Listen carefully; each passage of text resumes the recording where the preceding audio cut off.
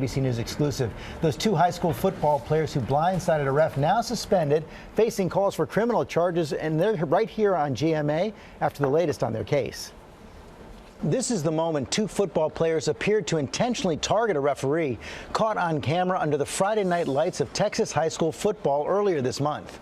Watch Victor Rojas from John Jay High School make a beeline for the ref as soon as the play begins. Then, after the ref is slammed into the ground, Michael Moreno dives into him head first. The two players are now suspended from the team and the school, and assistant coach Mack Breed is on paid leave after allegedly telling the players that this guy needs to pay for cheating us. The players were feeling lots of frustration by what they perceived to be missed or wrong calls by the refs. The players also allege racial slurs were directed at them by the umpire. An allegation Watt's attorney denied to ABC's TJ Holmes. Did he use a racial slur on that field at any point that night? Mr. Watts, he did not. They are flat out lying. That's correct. They are flat out lying. While police in Marble Falls, Texas continue a criminal investigation into the incident, the referee is now considering taking his own legal action against the players. And we are joined now by Victor Rojas, Michael Moreno, and their attorney, Jesse Hernandez. Thank you all for joining us. You know, that video is so shocking to so many people. Victor, I just want to know, what was going through your mind at that moment? I can't explain it. Can't explain it? Just weren't thinking? Well, I was doing what I was told. Doing what you were told? Yes, sir. By whom? Well, a player had come over and told me that the coach said to do what happened. The coach told you to do it? Yes, sir. And Michael? Well, when it was all happening, I just realized, the gravity of the situation. Like this was actually happening, and I couldn't fully go through with it. So at the end, I pulled up a lot, knowing what's actually going on. And it was hard for me, during the whole thing, just to actually do what I did. And, to this day, I regret it. It's one of my biggest regrets, and it's been affecting my life greatly now. Victor said your coach told you to do it? Yes, that's correct. What did he say?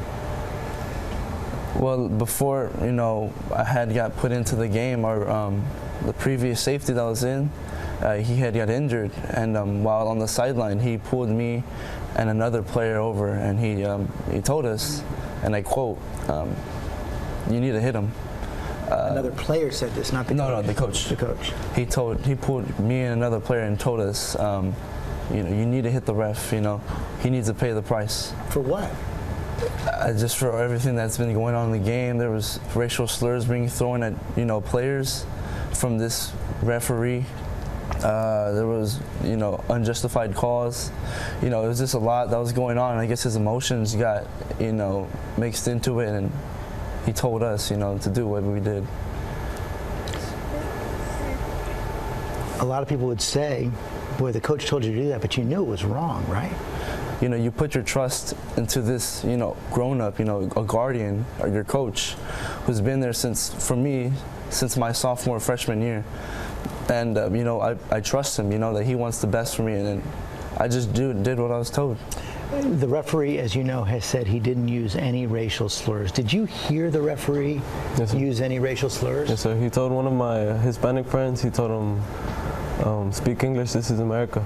He had told that, and then Did you hear that, or yes, did one of your friends tell you that? No, I heard it. And then to an African American in our team, he told them the N-word. And you heard that? Yes, you sir. heard him say the Yes, N-word? Did you? Yes, I had heard him when he had called Moses Reynolds, the N-word. And it was just really... He says that's a lie. That's not, it's the honest truth right there. And I wouldn't lie about this situation. Just how bad it's gotten, the truth needs to be told. What do you think should happen now?